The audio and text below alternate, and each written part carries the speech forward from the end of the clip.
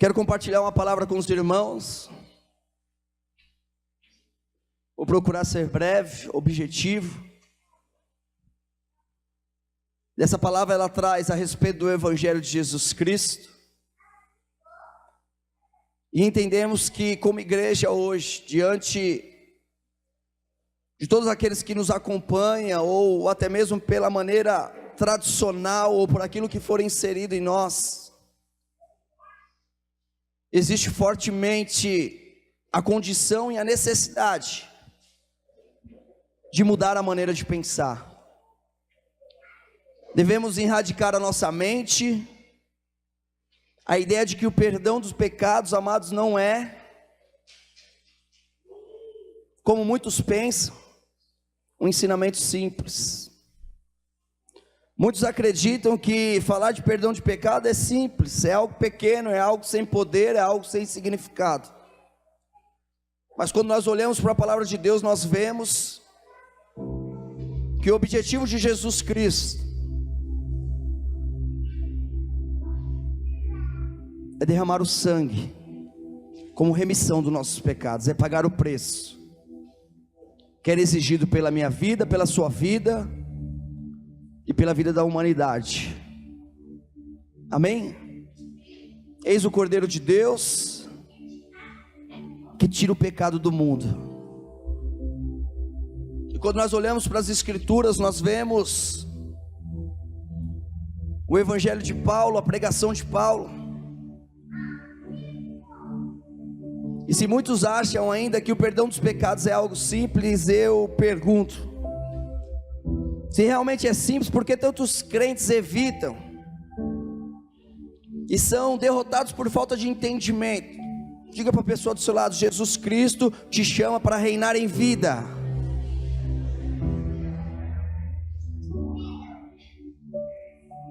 O poder do Evangelho, ele consiste em viver cada momento de maneira abundante, tendo a confiança de que todos os nossos pecados, eles já foram perdoados, de que toda a culpa ela já foi lançada fora.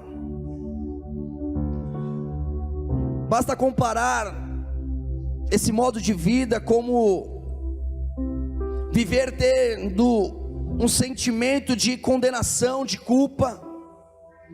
E todos nós sabemos que não é fácil carregar esse tipo de sentimento de fracasso, de que as coisas não deram certo, de que poderia ser diferente. E muitas vezes esse sentimento ele é acompanhado de que Deus te abandonou, de que Deus não te ama, de que quando você peca, você perde a comunhão de Deus, quebra um relacionamento íntimo com Deus, de que as suas orações elas já não são mais respondidas, fica um afastamento entre você e Deus, e que se você não se arrepender dos seus pecados, até que você não confesse os seus pecados, o Espírito Santo não vai trabalhar. E o Espírito Santo não trabalhando, não existe um relacionamento entre você e Deus. Muitos cristãos ainda têm essa impressão de que a responsabilidade de manter o perdão de Deus cabe ao intermédio daquilo que eu faço, e receber o perdão de Deus não cabe em receber por aquilo que eu faço, mas por aquilo que Ele fez. Ele amou o mundo de tal maneira que enviou o seu Filho, seu único Filho. E quando nós vemos o perdão sobre a nossa vida, nós entendemos que o melhor jeito de entender o Evangelho não é baseado no que você tem ouvido por aí, mas voltar aos apóstolos e enxergar e entender nas Escrituras o que exatamente se prega a respeito do perdão dos pecados. E essa noite eu quero examinar contigo os Evangelhos, quero examinar contigo o que Paulo pregou, qual é o entendimento de Paulo em relação ao perdão dos pecados. Como Paulo vê isso? Ele foi responsável em escrever aí praticamente 2/3 do Novo Testamento. Eu quero ler um texto que está lá em Atos. Se você puder, abra sua Bíblia, vá anotando, vá crescendo em conhecimento, em graça, em revelação da palavra de Deus, vai ajuntando o seu quebra-cabeça. Eu estava nessas 40 horas de jejum e eu tive uma experiência muito forte com Deus, e eu falei, eu vou organizar a vida de Pedro, eu vou entender onde Pedro nasceu, qual foi a jornada de Pedro e aonde Pedro terminou a carreira nessa terra.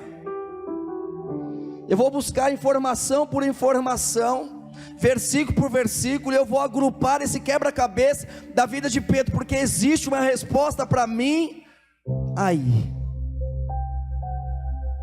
Eu disse, Senhor, eu quero. O Senhor falou, então monta o quebra-cabeça, então me encontre nas escrituras.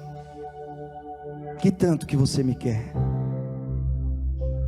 E quando nós somos convidados a ler as escrituras, em Atos 14, capítulo 14, versículo número 8, nós vemos que Paulo está em Listra, e ali estava sentado um homem aleijado dos pés. A palavra de Deus diz, e estava sentado em Listra certo homem leso dos pés, aleijado dos pés, coxo, desde o ventre da sua mãe, o qual nunca tinha andado. Observe como o Espírito de Deus, ele descreve esse versículo. Ele faz questão de ressaltar o tamanho desse milagre. Hoje eu e minha esposa estávamos conversando no carro a respeito de milagre. Eu falei, amor, eu creio nisso. Eu creio nesse negócio de milagre. Eu creio que Jesus faz milagre ainda hoje. Eu creio que o Senhor deseja nos usar para realizar milagres. E quando nós olhamos para a Escritura, nós enxergamos que essa é a vontade de Deus, a tal ponto que o Espírito Santo registra esse versículo, mas não registra de maneira qualquer. Ele continua no versículo 9 dizendo: este ouviu falar Paulo, que fixando nele os olhos e vendo que tinha fé para ser curado, Paulo entendeu, este homem tem fé para ser curado. Próximo, disse em voz alta: levanta-te direito sobre os teus pés. Pode voltar. E ele saltou e andou. Observe como o Espírito Santo faz. Primeiro, ele estava sem força em seus pés. A palavra de Deus diz que aquele homem não conseguia se apoiar em seus pés. Segundo, a palavra de Deus diz que ele era deficiente, mas ele era deficiente desde o ventre da sua mãe. Então não é algo que aconteceu e que talvez ele sofreu uma lesão na coluna e possa voltar ou não a andar. Não é uma situação onde se olha e fala, existe esperança para voltar a andar. Os médicos falam, pode ser que com uma fisioterapia ou com algum procedimento médico, um tratamento, ele consiga voltar a andar. O Espírito Santo faz, primeiro, questão de ressaltar que ele não conseguia se apoiar nos pés. Segundo, que ele era aleijado, coxo, desde o ventre da sua mãe.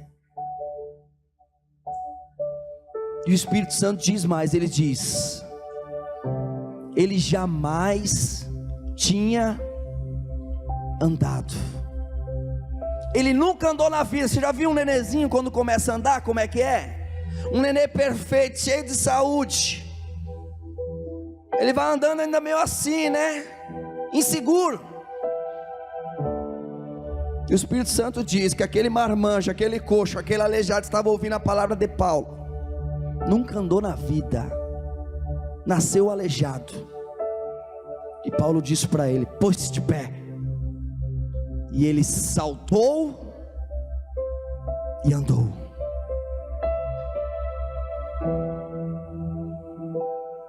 Mas aquele homem que estava ouvindo, a palavra de Deus diz Volta um versículo no 9 para nós, voltam isso. E este ouviu falar Paulo, que fixando os olhos nele, vendo que ele tinha fé. E a pergunta neste momento é: o que gerou fé no coração deste homem? O que levou este homem a ouvir a pregação da fé? Tá bonitinha a família aí, glória a Deus. A ponto de que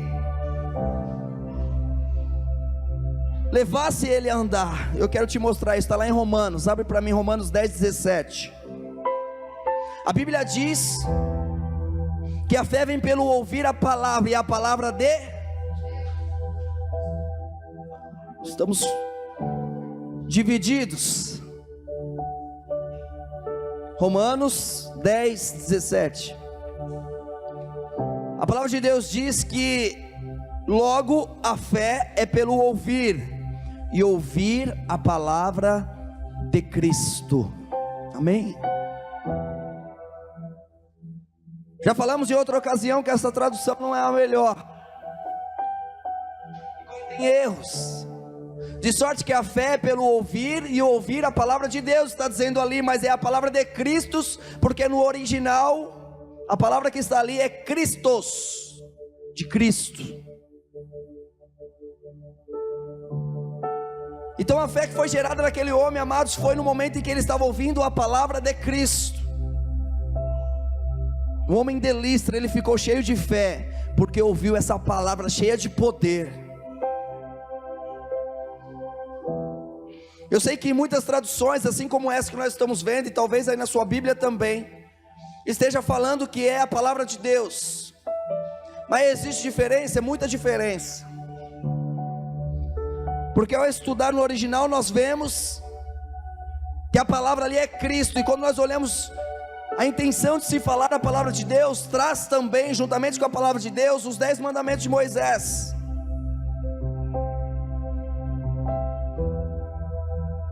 E quando nós olhamos para os 10 mandamentos liberados ali por Moisés, isso não gera fé.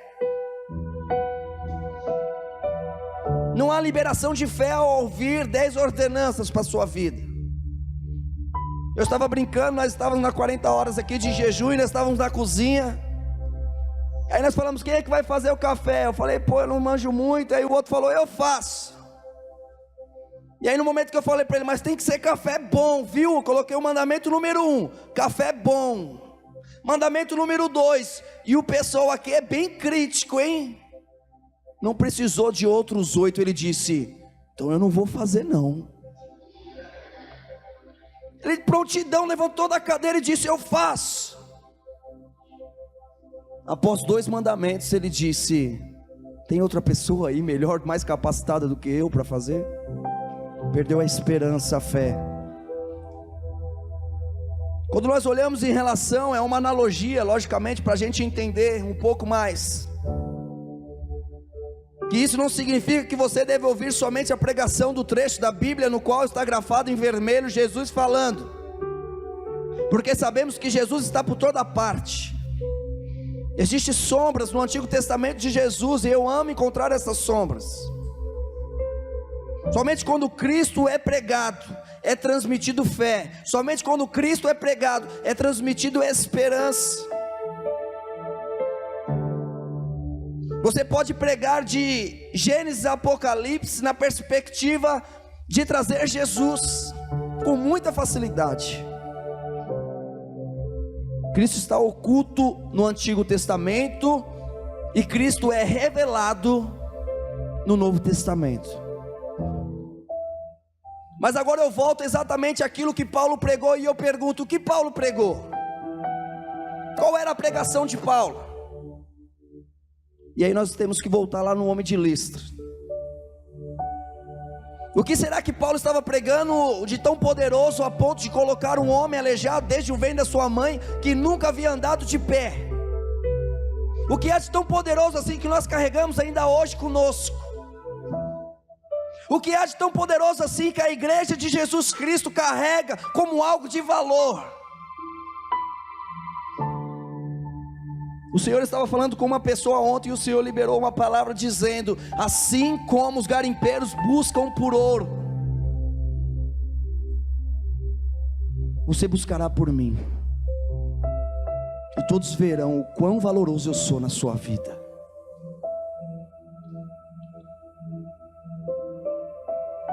O que é de tão valoroso, amado, que nós temos como fonte de vida, a ponto de colocar um aleijado de pé? O que levou este homem a crer na cura, mesmo numa situação impossível? E se a gente olhar para a passagem bíblica no qual Paulo estava pregando, o evangelho em Listra, que está lá em Atos dos Apóstolos, como nós lemos, 14, 7.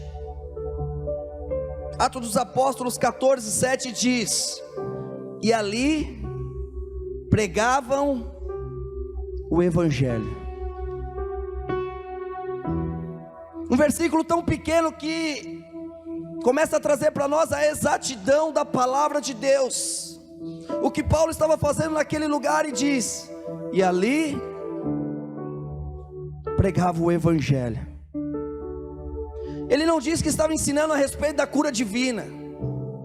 Ele não diz que estava ensinando a respeito de libertação. E eu não tenho problema quanto ensinos a respeito de fé. Eu ministro sobre todos esses. Mas o que eu quero ressaltar aqui, que colocou aquele homem de pé, é a pregação do evangelho. Por isso que eu não tenho dúvida de onde nós chegaremos como igreja. Não tenho dúvida do quanto nós avançaremos em relação à manifestação, o poder de Deus, a vida de Deus, a alegria que provém de Deus.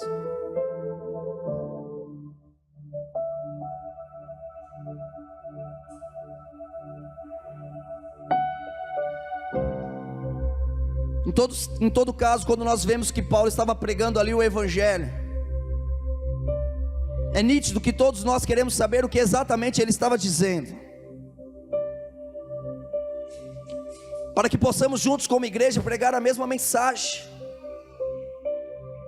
a mensagem alinhada há 2000 anos atrás, que ainda faz milagres hoje, porque Jesus é o mesmo ontem, hoje e eternamente. A nossa busca, amada, é justamente por isso, a esse alinhamento, a esse propósito de Deus na igreja primitiva.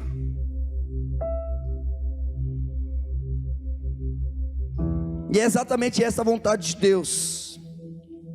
Por isso que o Espírito Santo, ele registrou, não em Atos dos Apóstolos capítulo 14, mas no Atos dos Apóstolos capítulo 13, num capítulo anterior, a pregação de Paulo. E Paulo falou sobre muitas coisas,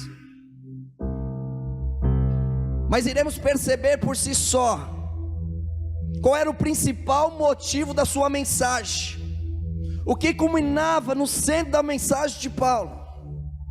E eu quero ler contigo, abra sua Bíblia, Atos dos Apóstolos capítulo 13, versículo 38.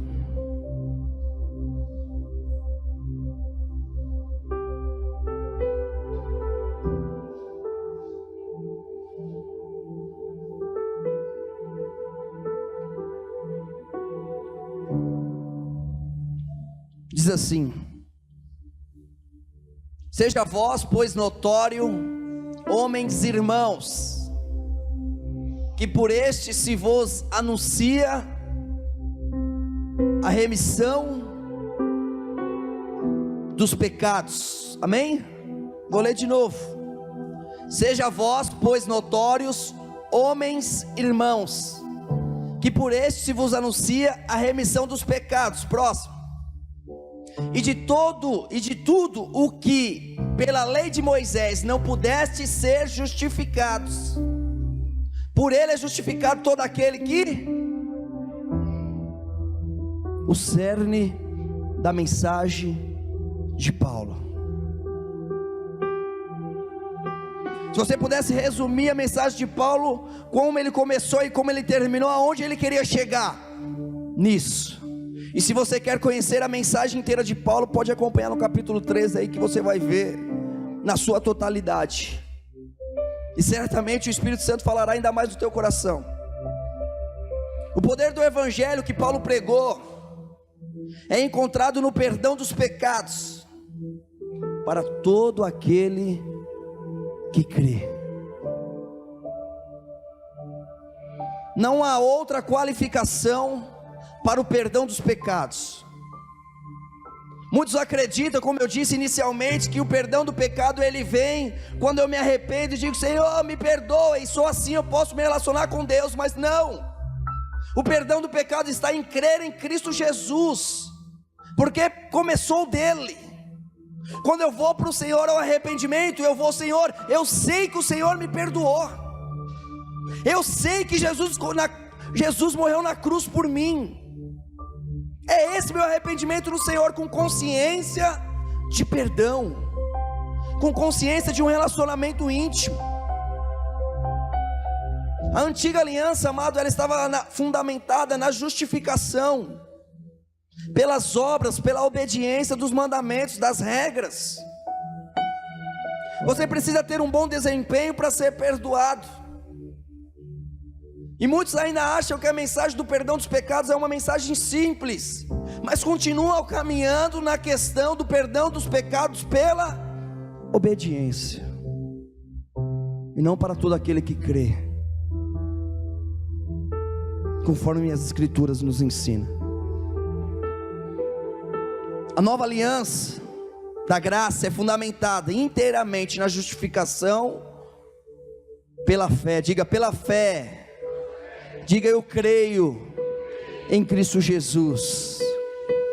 Amém. É pela fé em Cristo Jesus. Você consegue perceber uma diferença? É uma diferença radical, amados. Radical. Exigência não está mais sobre você, mas sim em Cristo. Cristo foi exigido. E quando nós dizemos a respeito da boa nova, essa é a boa nova de Deus, essa é a mensagem de Jesus Cristo. Todos aqueles que creem em Jesus Cristo recebem o perdão de todos os seus pecados, e são justificados de todas as coisas. E aí eu volto ao homem de Listra. E eu posso imaginar aquele homem de Listra,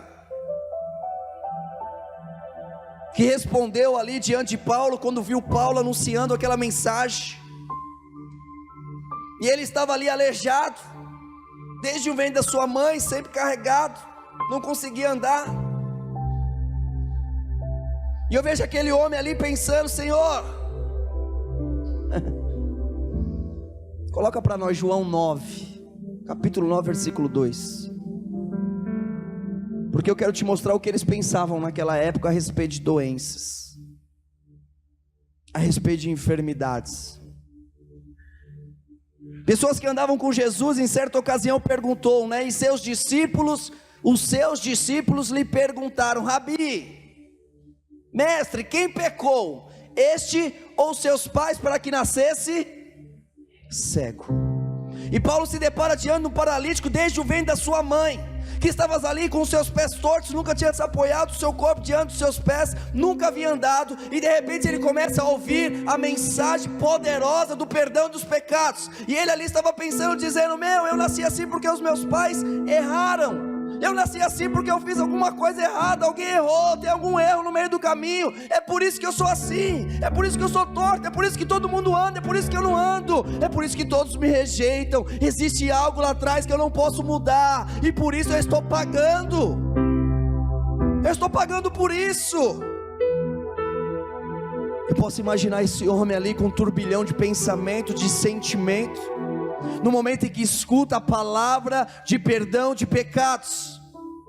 E quando ele viu Paulo anunciando a mensagem de Jesus Cristo, as boas novas do reino de Deus, que poderia ser justificado de todas as coisas, apenas crendo no nome de Jesus, no momento em que ele começou a ouvir aquilo, ele falou: ei, então eu não preciso fazer nada, é apenas crer em Jesus.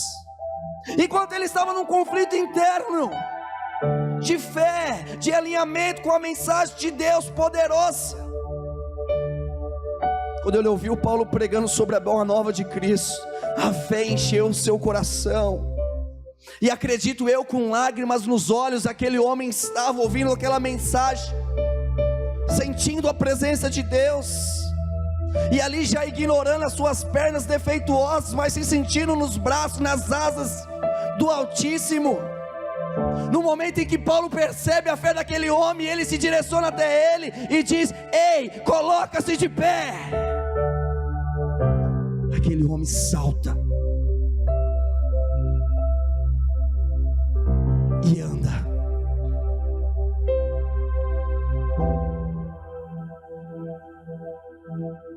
Aquele homem achava que estava sendo punido, e assim muitas pessoas caminham hoje. Ainda acham que estão sendo punidos por algo que aconteceu lá atrás. É um divórcio, é uma separação, é uma briga, é uma situação difícil que teve na família, é uma rejeição do pai, e aí percebem que por causa de situações passadas, agora hoje eu tenho que penar, eu tenho que pagar por isso, eu tenho que sofrer por isso. Meu pai era alcoólatra, eu vou ser alcoólatra também. Ei, existe a boa nova para você, existe a mensagem de Jesus Cristo para você, existe uma mensagem poderosa de perdão de pecados. Em lugar disso, ele deve ter acreditado com todo o seu coração, que se cresce em Jesus Cristo, seria perdoado de todos os pecados, e no momento em que ele estava crendo nisso, que seria perdoado de todos os seus pecados naquele momento, no nome de Jesus, Paulo dá a ordem. Esteja perceptível, porque esse texto fala ao nosso coração, não com olhos naturais, mas com olhos sobrenaturais. Então no momento que a igreja estiver reunida, olhe e enxergue a fé, e libere sobre a vida dos irmãos, e libere sobre a vida dos novos convertidos, e libere sobre a vida daqueles que têm se chegado a nós. Perceba a fé e libere as boas novas. O que nós entendemos até aqui? Que o Evangelho de Deus, o Evangelho de Jesus Cristo, ele transmite fé nos nossos corações. Perceba, amados, que Paulo ele não precisou impor as mãos, ele não precisou colocar as mãos sobre aquele homem para que ele fosse curado. Não houve apelo: quem é que quer ser curado aqui? Não foi isso. Ninguém foi convidado para receber a cura. A fé para ser curado veio sobre aquele homem simplesmente por ouvir o Evangelho de Jesus Cristo. Temos vivido isso constantemente. Quanto mais revelação você tem da obra consumada de Jesus, mais você recebe liberação de fé para qualquer situação da sua vida. Eu tenho um amigo que ele já me disse isso algumas vezes. Ele me diz a respeito da perseguição, em se pregar a mensagem de Jesus, a mensagem do Evangelho.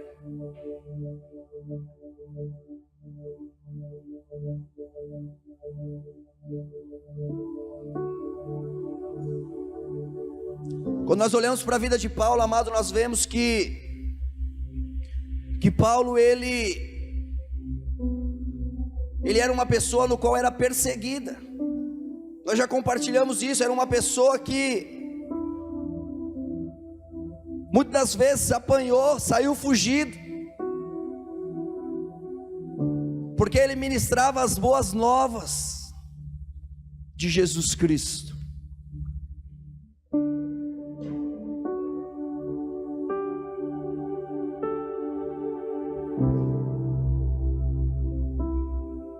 E eu quero te dizer, amado, que se você está decidido a ministrar essa mensagem poderosa do perdão dos pecados, se você tem convicção disso,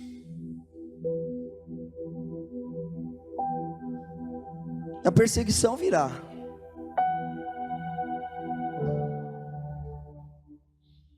O próprio Senhor Jesus Cristo viveu isso. Ele foi perseguido pela sua mensagem. Ele foi rejeitado pela sua mensagem.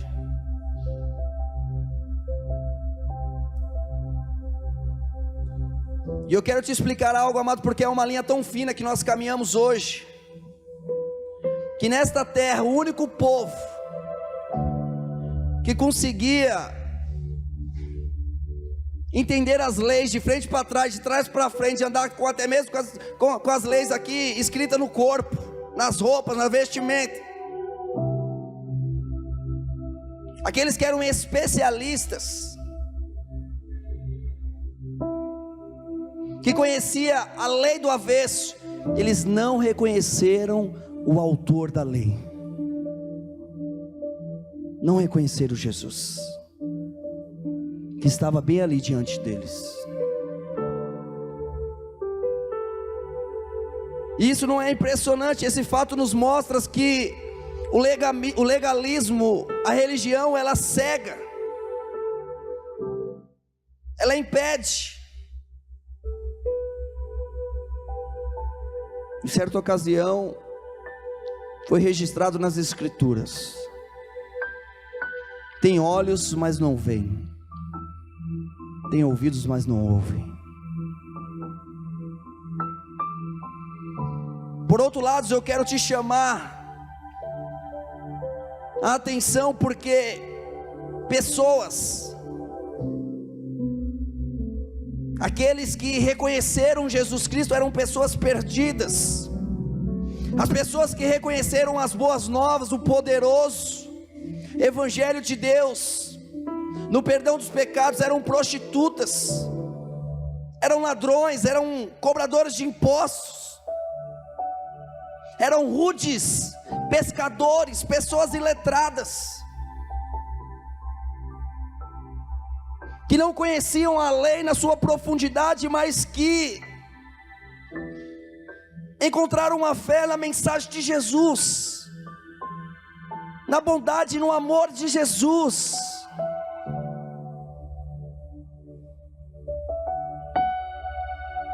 Atos dos Apóstolos, capítulo 13, versículo 44.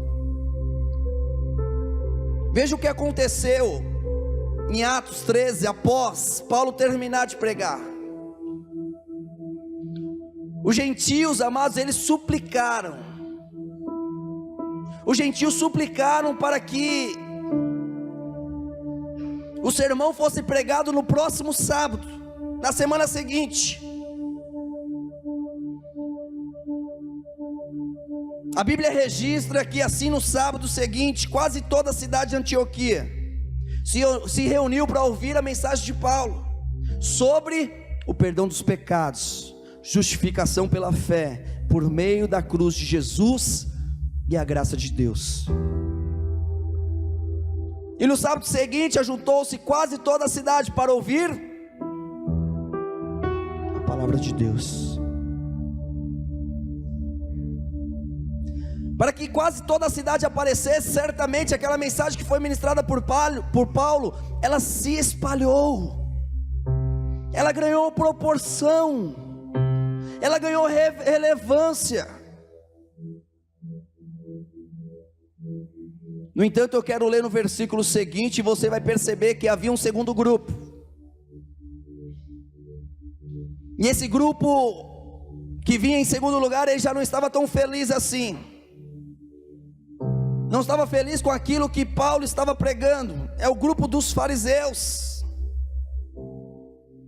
E a Bíblia diz que eles viram a multidão e ficaram cheios de inveja, blasfemando, condiziam contra Paulo, dizendo. Então os judeus, vendo a multidão, encheram-se de inveja, e blasfemando, contradiziam o que Paulo falava.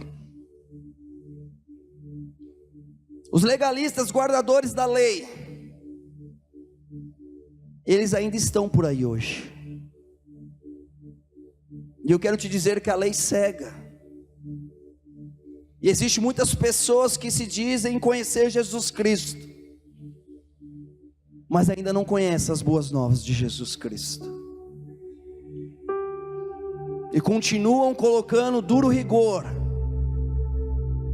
sobre a vida dos irmãos. Há um véu em seus olhos que os separa. Ele não consegue ver a antiga aliança. Ele não consegue ver que a antiga aliança ela foi cumprida em Jesus Cristo.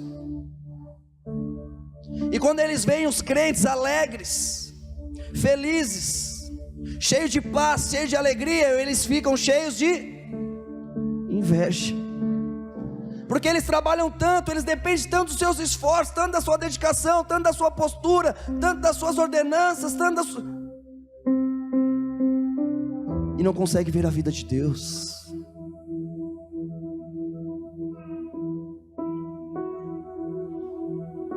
Quando se fala de Jesus, e essa é uma compreensão básica para nós, Jesus não veio trazer leis e mais leis.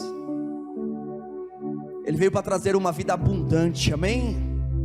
Fala para a pessoa do seu lado, fala: Jesus tem uma vida abundante para você, irmão. Uma vida abundante para você, irmão, por meio da sua graça.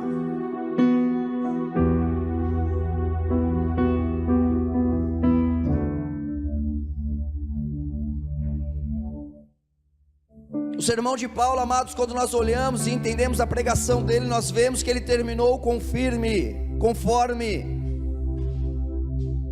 dando um alerta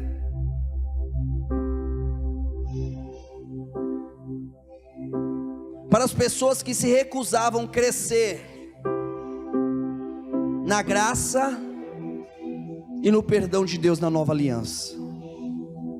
Ele deu um alerta para todos aqueles que rejeitaram. Está em Atos 13:41, coloca para nós. Volta alguns aí. Está no 5.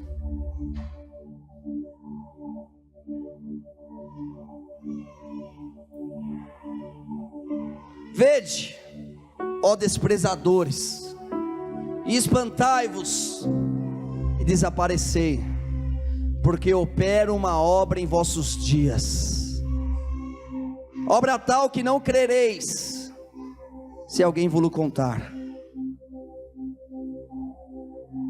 Essa é uma advertência dada por Paulo, e era uma advertência que não era para toda a congregação, mas era somente para aquelas pessoas que rejeitavam o evangelho da graça, pessoas que cegamente insistiam na justificação pela lei de Moisés.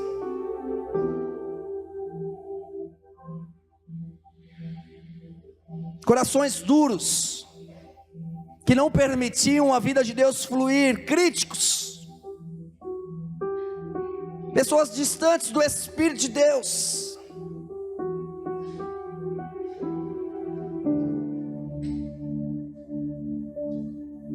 A lei é um véu colocado sobre a vida dessas pessoas,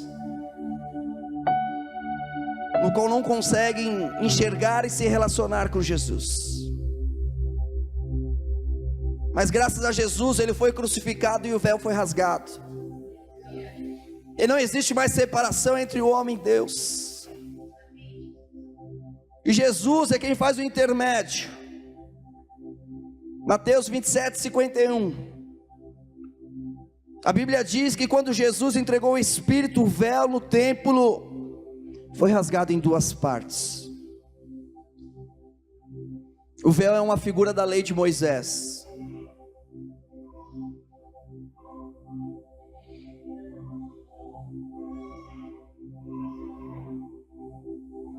Quando nós olhamos para a palavra de Deus,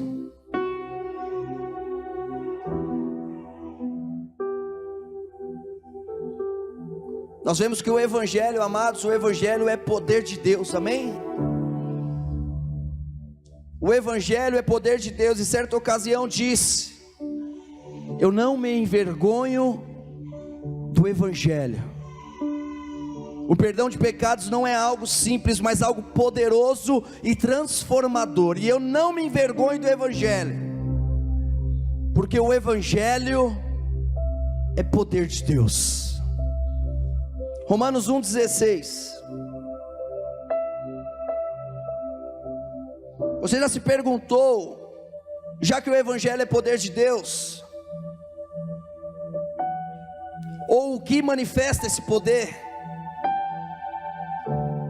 Eu quero te mostrar em Romanos 1,16 e 17 diz: porque não me envergonho do Evangelho de Cristo, pois é o poder de Deus para a salvação de todo aquele que crê, primeiro do judeu e também do grego, porque nele se descobre a justiça de Deus de fé em fé, como está escrito: mas o justo viverá da fé. Diga para o seu irmão: de fé em fé, irmão.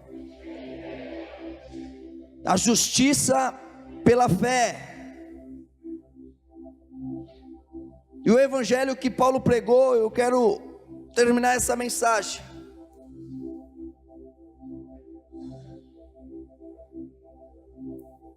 dizendo que o meu único desafio hoje é pregar o evangelho que Paulo pregou, e não outro evangelho.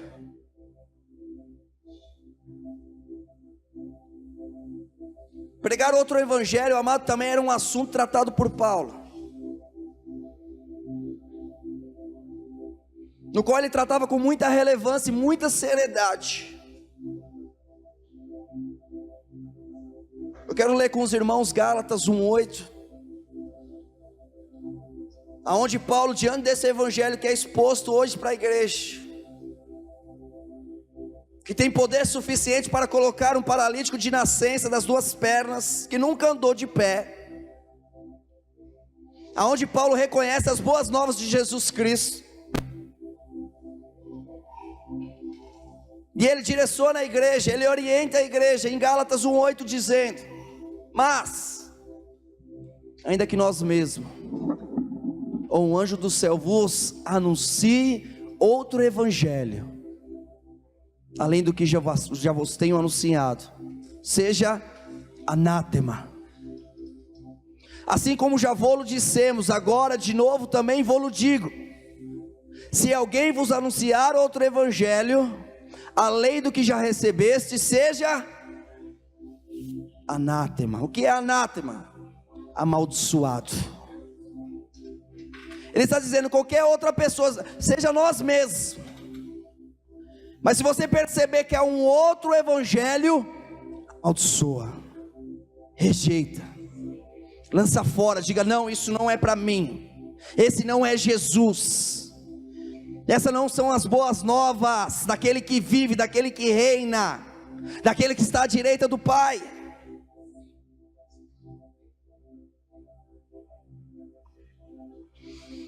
E como igreja, amado, quando nos reunimos para dizer a respeito de Jesus Cristo, uma decisão está em nosso coração, que é a decisão, não importa o que digam a seu respeito, desde que você esteja fielmente no Evangelho de Jesus Cristo. Crente fielmente no Evangelho de Jesus Cristo. Coloque-se de pé em nome de Jesus.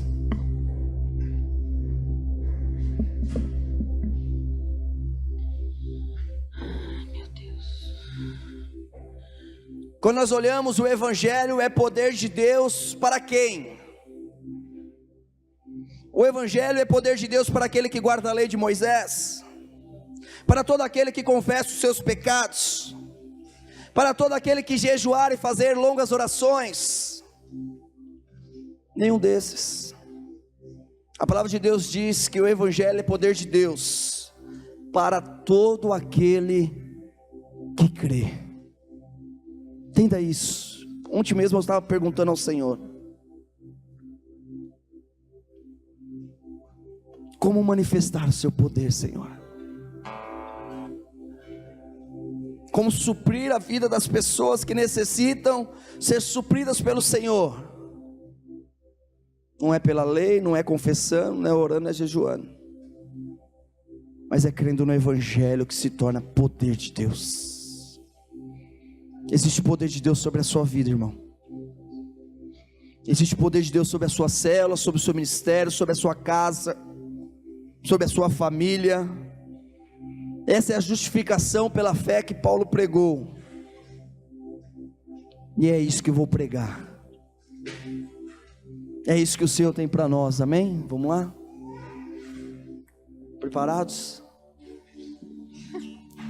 Pega na mão do seu irmão ao seu lado. Sob a nova aliança da graça, nós somos justificados, não por nosso comportamento, além de que a graça nos leva a um comportamento muito diferente, mas por uma correta crença em Jesus Cristo. E verdadeiramente o Senhor tem nos agraciado com a palavra dele. Ele tem brotado das Escrituras e se feito presente no meio da igreja, no meio de nós, na sua vida, irmão. Hoje é noite de ceia, noite de memorial à morte de Jesus Cristo. Faremos isso até que Ele venha. Jesus tem parte com nós.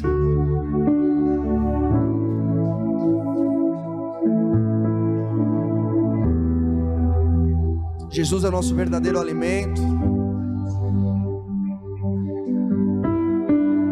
Quando nós olhamos para o sangue é o preço pago para a remissão, para o perdão dos pecados. Mas nós vemos nas Escrituras também que toda enfermidade foi lançada sobre Ele. Quando nós falamos do corpo de Jesus Cristo, o corpo partido de Jesus Cristo, é a garantia de cura, a garantia de corpo saudável, a garantia de longevidade, de dias multiplicados nessa terra com saúde, com disposição.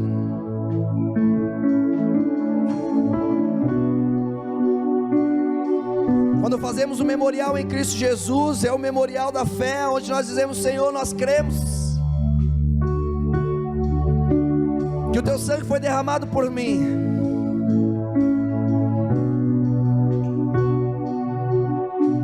que a ferida, Senhor, aquela ferida era para ser minha, era para ser o meu corpo ferido, Senhor, mas foi o Seu.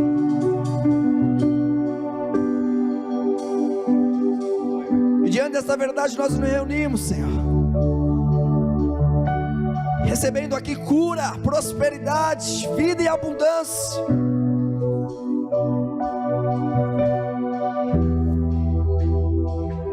A eternidade no Senhor morando em nós.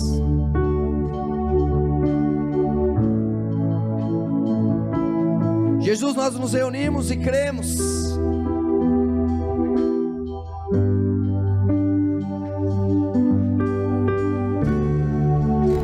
em Suas palavras. Nós cremos, Senhor Jesus Cristo, naquilo que está escrito,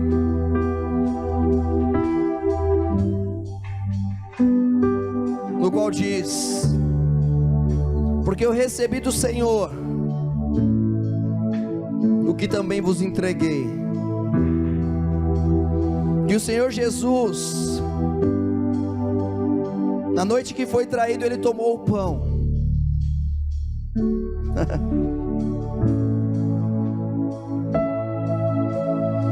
na noite que Ele foi traído, Ele tomou o pão, e havendo dado graças, Ele partiu e disse: tomai, comei, isso é o meu corpo que é partido por vós. Este é o meu corpo que é partido por vós, com um único objetivo, é por você, é especificamente para você.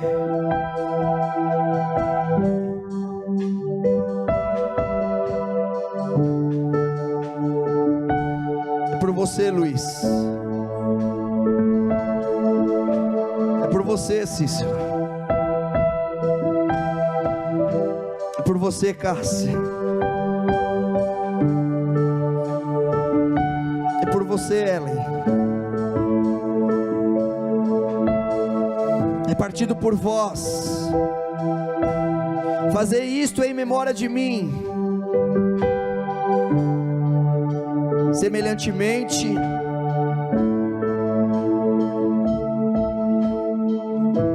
também, depois de cear, ele tomou o cálice, dizendo: este cálice é um novo pacto, uma nova aliança, a aliança que foi revelada esta noite, a aliança que foi pregada esta noite. Este cálice é esta nova aliança no meu sangue.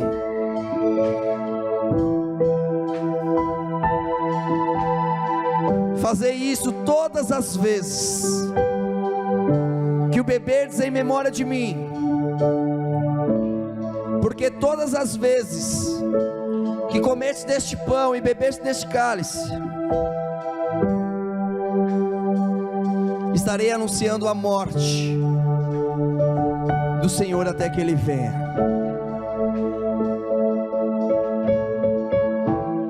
Antes de cearmos, eu quero orar contigo e eu quero declarar o Senhor. E você tem liberdade para orar também, se assim desejar. Pai, em nome de Jesus, nós nos reunimos esta noite. Amém, Jesus. Em memorial daquele, Senhor, que hoje reina sobre a nossa vida, governa sobre este ministério, sobre a nossa casa e família, família de Deus. Nós cremos no sangue, Senhor, nós cremos no corpo que foi partido. Eu declaro a manifestação da Tua glória, a manifestação do Senhor. Eu declaro os Teus sonhos, os Teus planos. Eu declaro a vida de Deus em abundância, Senhor, na vida da igreja, na vida da cidade celestial, a Deus. Revela-te, revela-te, revela-te, revela-te cada dia mais a nós. Sede, fome, eu sei o desejo por Ti, ó Senhor. Nós Te glorificamos, nós Te exaltamos, nós rendemos graças. Graças porque Tu és bom, Tu és fiel, Tu és bendito. Enquanto nós vivermos, viveremos para Te exaltar. Viveremos para declarar as boas novas de Ti, ó Jesus. Viveremos para pregar o Evangelho de Jesus Cristo, crendo na manifestação do poder. E diante do Teu nome, Jesus, eu libero a cura, eu libero a restauração na família, eu libero a restauração dos sonhos, no propósito de Ti, ó Pai, na vida dos Teus filhos. Nós Te exaltamos, nós Te exaltamos e em memória de Ti partilhamos. Pode comer, em seguida beber. Aleluia.